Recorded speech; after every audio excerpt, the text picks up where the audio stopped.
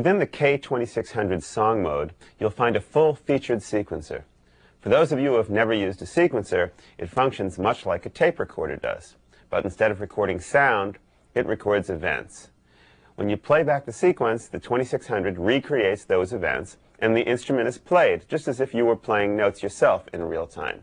And of course, since this information has been recorded digitally, you can go back and edit individual events to change your performance or fix mistakes.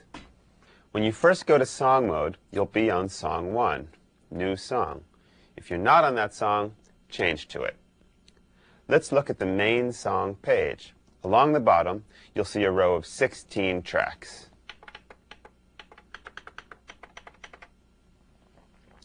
Along with the MIDI channels assigned to those tracks, we've logically assigned track 1 to MIDI channel 1, track 2 to channel 2, etc. However, you can assign any MIDI channel you want to any track.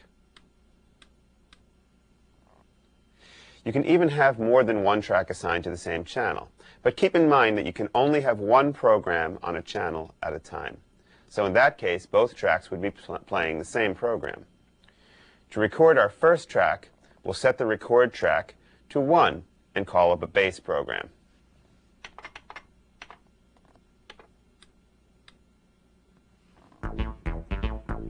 We'll set the tempo to 200.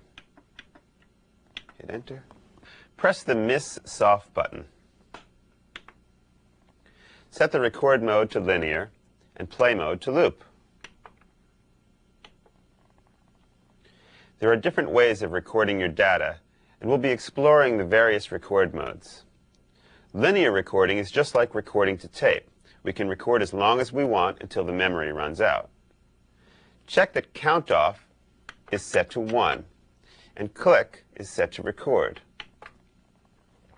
This will give us a 1-bar count off before recording starts, and we'll hear the click when recording, but not when playing back. Now, press Main to get back to the main page. In the upper right-hand corner, the 2600 displays the song status, which is stopped right now. Press the Record button. Notice the display flashes Record Ready.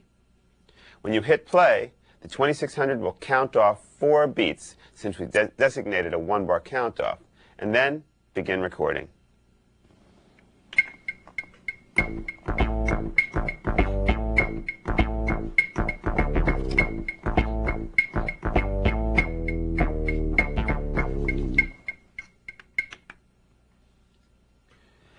When you're done, the 2600 asks you if you want to save. You can name your song here as well. We'll go ahead and save it. Now I'm going to make some changes to the track I just recorded. First, I'm going to quantize it. Quantization is a tool which allows you to move notes forward and backwards in time so that they line up with the grid. With this technique, if you've played in something and the rhythm isn't very accurate, you can go back and make it accurate. Press Edit to go into the song editor. There are several different types of editors. When you first enter the editor, you're on the Common page. This contains parameters such as tempo and time signature, which affect all tracks. Now, press Track. This brings you into the track editor. In this editor, there are a variety of functions which can be applied to a specific track for a given range of measures. The upper right-hand corner shows you which track you're currently editing. You can change tracks with the Channel Bank buttons.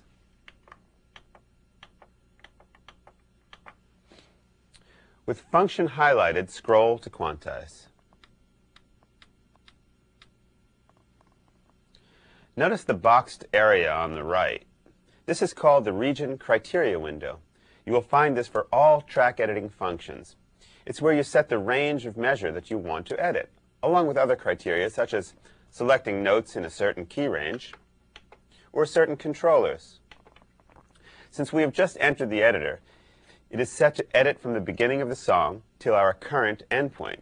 And to edit the entire range of notes, we'll leave these parameters set at their defaults. On the left side of the page, you see the parameters specific to quantization. The quantization parameter lets you choose how much quantization applies. At 100%, the notes will be moved all the way to the grid point. If you choose an amount less than 100%, well, then the notes will be moved only part way according to the percentage. Grid lets you define the note value that you want to use. I'm going to quantize to eighth notes. You can quantize to any possible note value. A shortcut to getting eighth notes is to press 8, enter, and 16th notes would be 16, enter. In this case, we'll do eighths. To jump quickly through the standard values, you can also highlight the parameter and plus the plus and minus buttons. Let's go back to eighths, 8, and enter. The swing and shift parameters allow you to further change the way the notes are moved. 0% swing is straight time, and 100% produces a triplet feel. Shift lets you move the notes forward or backwards by a specific amount. Once you have set the parameters the way you want, press Go. The 2600 carries out the edit. Now we can play the song to hear the change. Just press the play soft button and listen to the difference. You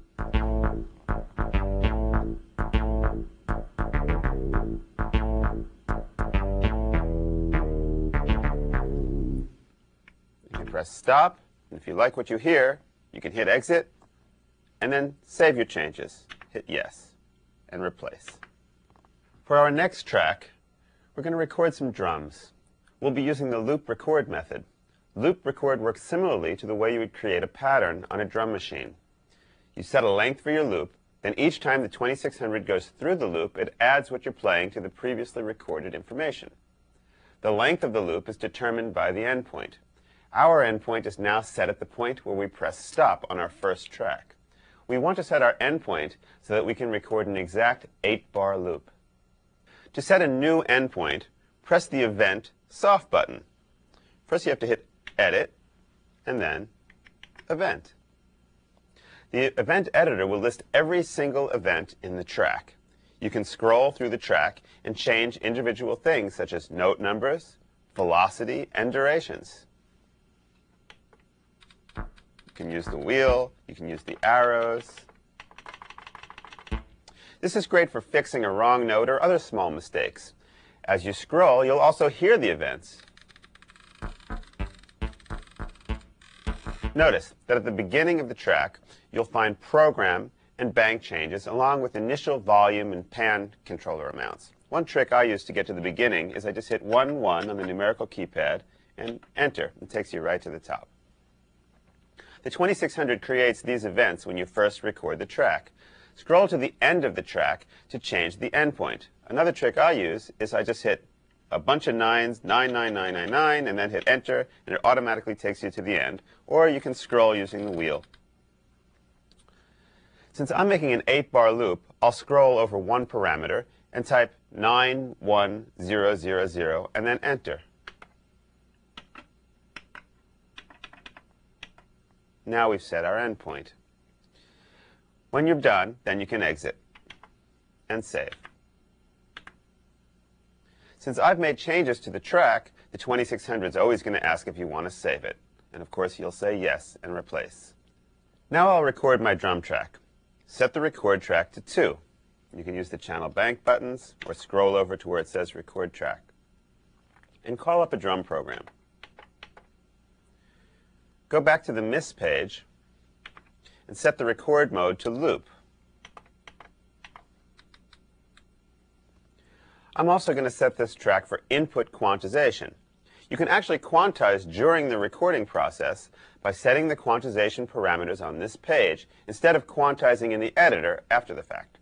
Once again, I'm going to choose eighth notes and 100% quantization. Now, return to the main page.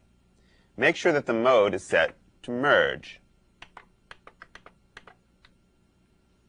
This way it will add what you record each time it runs through your loop. If mode is set to erase, then each time you record in the loop, it will replace what was there previously. If you make a mistake while recording in loop mode, you can erase an individual note by holding the Enter button and striking the note you want erased during the point in time you want to erase the note.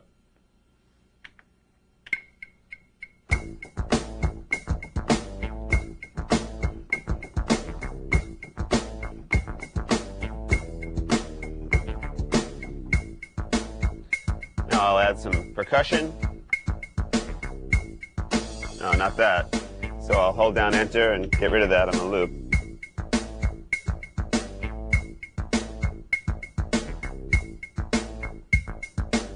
So that's gone. Now I'll add, I think it's maybe here.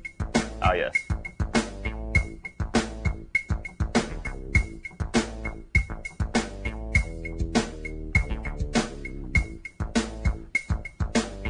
You can try some other things. If you don't like it, you hold down Enter. Gets rid of it. Oh, there's one more. But we can leave that. So I'll hit stop. It's a little guest appearance by the cowbell. All right, so now we'll hit save. And we've got our 2 tracks. Next thing I want to do is record a comping part for track 3. For this part, I don't want to do input quantization. So I'll go back and set that to 0%.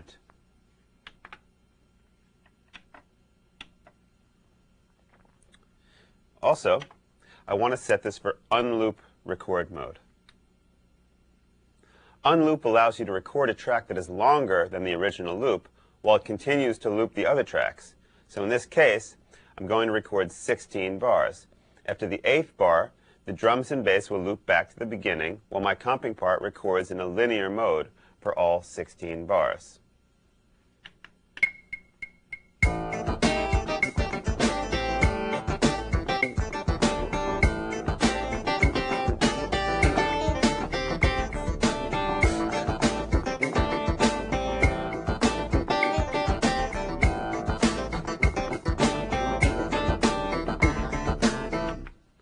One of the tricks I do is to hit stop right before the next beat, which automatically sets the end point for the proper place. Now we'll show another example of track editing. Go back into the track editor and scroll to change. To do that, we hit edit, but if you're on the program, it'll go into the program, which is a good feature. So make sure you're on something like the record track and hit edit. Hit the track button, and now we can scroll to change. This allows you to modify or scale note velocities or the values of a specific controller. We'll scale the velocities on track 3 to 80%. You can use the offset parameter to add or subtract a specific amount. When the mode parameter is set to constant, it will affect all the notes in the range equally. You can set it to a positive or negative ramp, so that the change occurs gradually from the start point to the end point of your defined range. For example, you could scale back the velocities of a 4-bar phrase using a negative ramp to create a decrescendo. I'll leave it on constant, and I'll hit go. The machine will think for a second, and now let's hear what it sounds like at 80%. Track 3.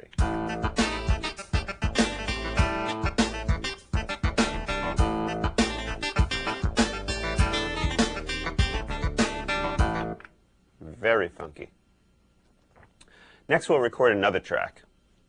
So we'll exit out, we'll do a save, replace, yes, and I'll go to track 4, and I'll pick a sound I want.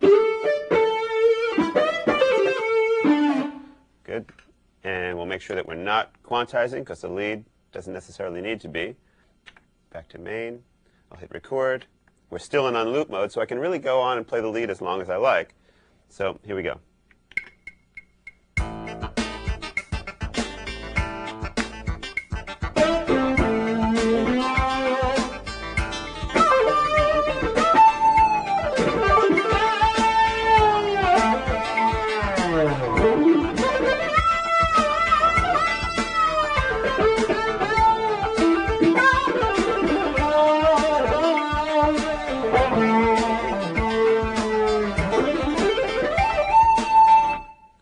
Stop trick, hit yes, replace. Let's see what we got.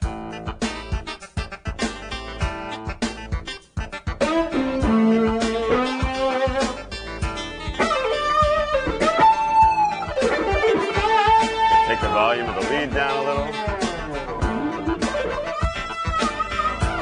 One neat trick is you can actually change something like volume by pressing the record button, and while it's waiting to be recorded instead of just playing, I could change the volume, in this case of the lead, down to 100 and hit stop, and that puts in a new volume. So when I hit play,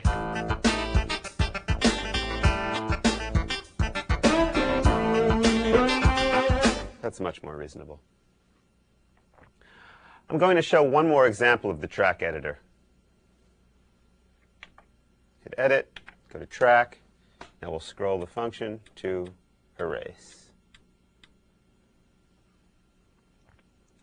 We're going to set the events to mono pressure.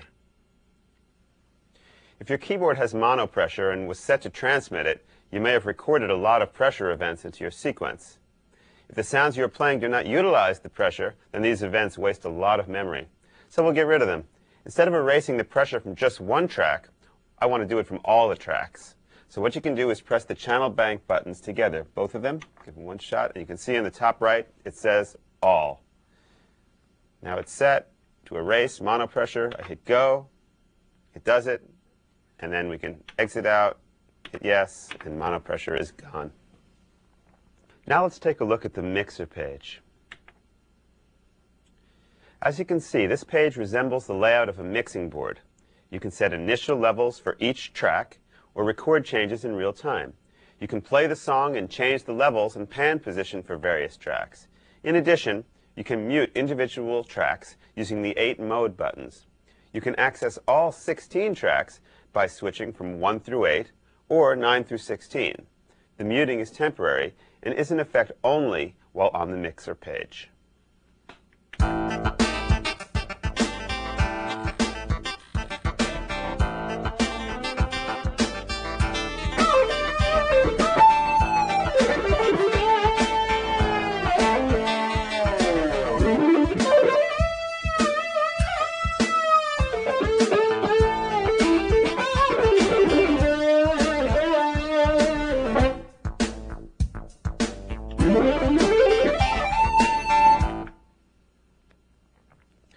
Once you have the settings you desire, you can press Keep to update the initial volume and pan settings found at the beginning of the track. If you want to record changes in real time, then you would record while on the mixer page and make your changes. Next, we'll take a look at the Arrange feature. I'm going to call up a song in which I've already created an arrangement. You can start with a new song again. Now press Edit, and then Arrange. On this page, you can take various songs and string them together to form an arrangement. This is extremely useful for saving memory. The 2600 has a limitation of 64K for any object except a sample. If you have a long and complex song, you can break it up into sections and save each section as a separate song. Then you can use the Arrange editor to put the sections together. If you have a section that repeats, you don't need to save it twice. You can have the Arrange editor play it twice. Let's look at the parameters on this page. Each part of the arrangement is called a step. For each step, you assign a song. I have song number 300 for the first step. As I scroll through the steps, you can see the song assigned to each step. To add new steps, you can press the Add button. You can delete a step with the Delete button.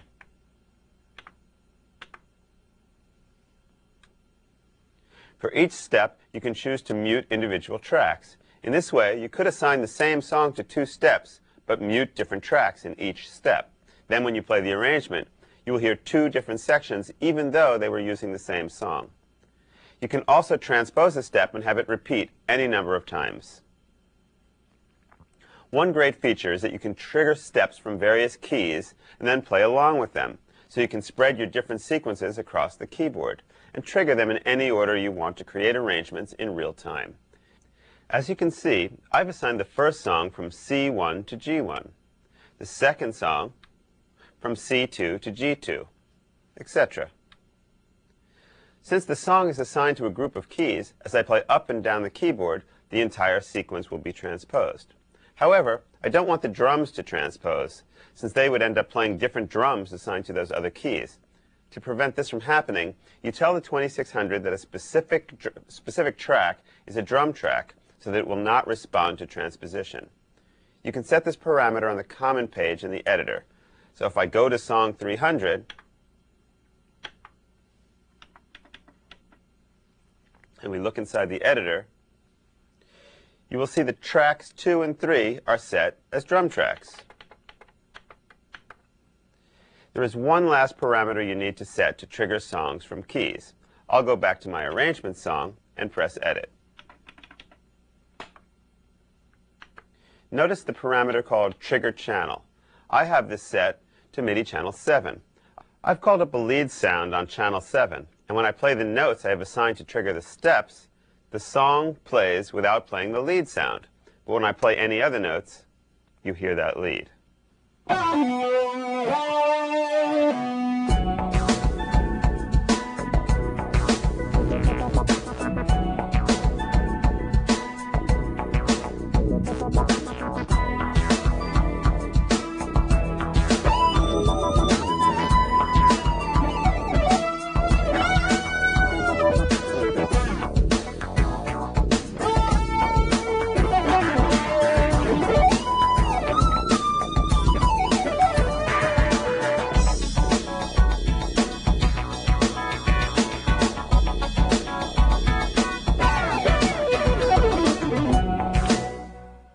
Now we'll take a look at Kurzweil's unique RAM tracks feature. This feature allows you to record a sample while your sequence is playing. The Kurzweil will automatically create a program to play your sample and place it in your sequence so that playback of the sample is synced correctly to your song. You will need to have the sampling option in your unit to take advantage of this feature. I'll start by calling up a song which has some basic rhythm section tracks.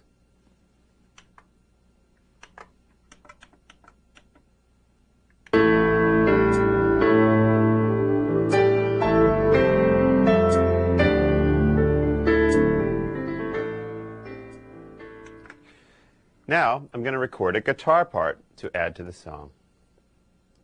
Go to the Program mode, and then press Sample to get to the sampling page. Make sure that Input is set to Analog, and Source is set to External. Next, set the sampling time for enough seconds to record what you need.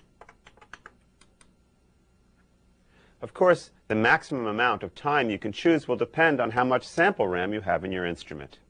I'll turn the monitor parameter to on so I can hear what I'm playing through the Kurzweil. Then I'll set the mode parameter to mono left, since I'm recording from a mono source. Next, I have to adjust the gain parameter so that I have a good signal coming into the Kurzweil.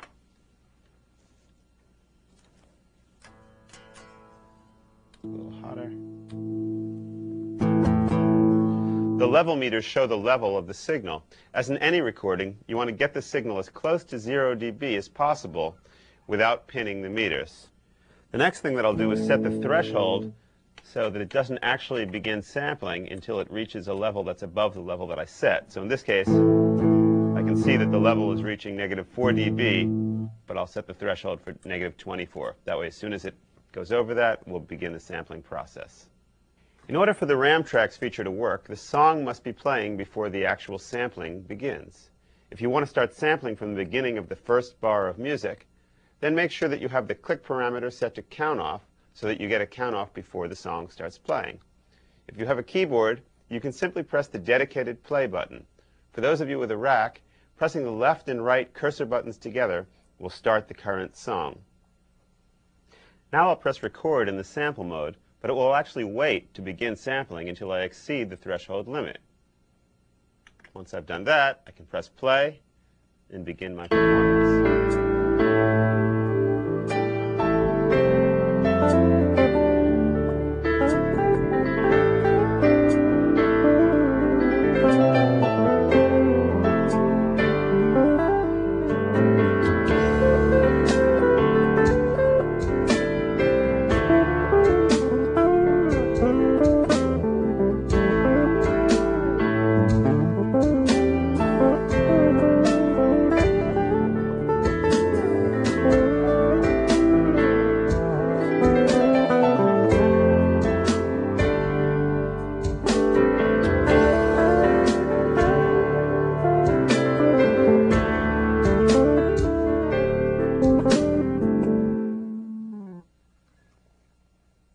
Once you finish recording, you can press stop to stop sampling, or if you run out of sampling time, the Kurzweil will stop automatically. This also stops the song playback as well. Now the Kurzweil asks you to strike a key to set the sample route, or you can press default to set it to C4. Next, the Kurzweil will give you a display showing you the maximum level signal or number of clips. You want to see a maximum level fairly close to 0 dB to have a good quality signal, or one with relatively few clips. Press Yes, and the Kurzweil takes you to the standard saving dialog where you can name and save the sample. Although we always recommend that you name all of your objects to help make it easy to keep track of them, for now, we'll just save with the default name of New Sample. Now the Kurzweil asks you if you want to place the sample in the song. So we press Yes. Next, you're allowed to pick which track you want to use for playback of this RAM track. The first time you record a RAM track, you should pick an unused track, because the Kurzweil will be creating a program to play back the sample, and that program needs to be on its own MIDI channel.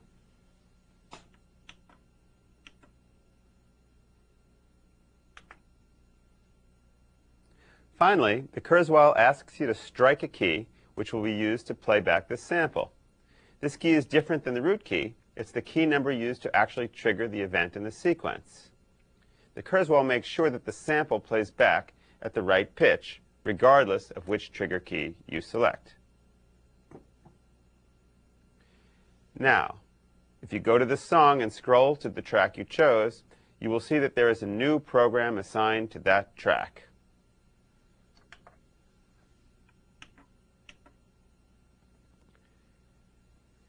Since I did not choose a new name when I saved the sample, the program is called New Sample, which is the same name of the sample object. This track will have a note event in it, which triggers the sample to play back correctly so that it's in time with the song.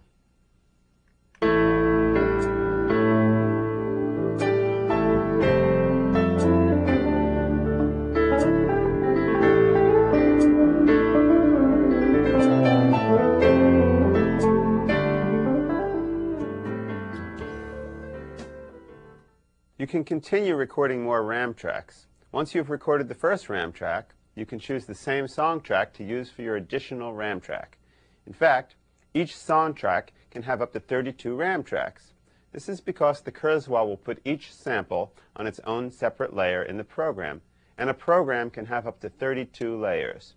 You can then go back and edit each layer to assign any vast programming and further alter your RAM track. You can also choose different song tracks for each RAM track, in which case each sample will end up on its own program. One final thing you should know about RAM tracks. Because there is no way to actually sync sample playback to MIDI, if you have a sample which plays back over a long period of time, it can drift in relation to MIDI events. You can have up to a half millisecond of drift per minute. So for this reason, you're better off recording your RAM tracks in several shorter phrases rather than a simple long sample. There is one final step to working with a song, and that is to add effects.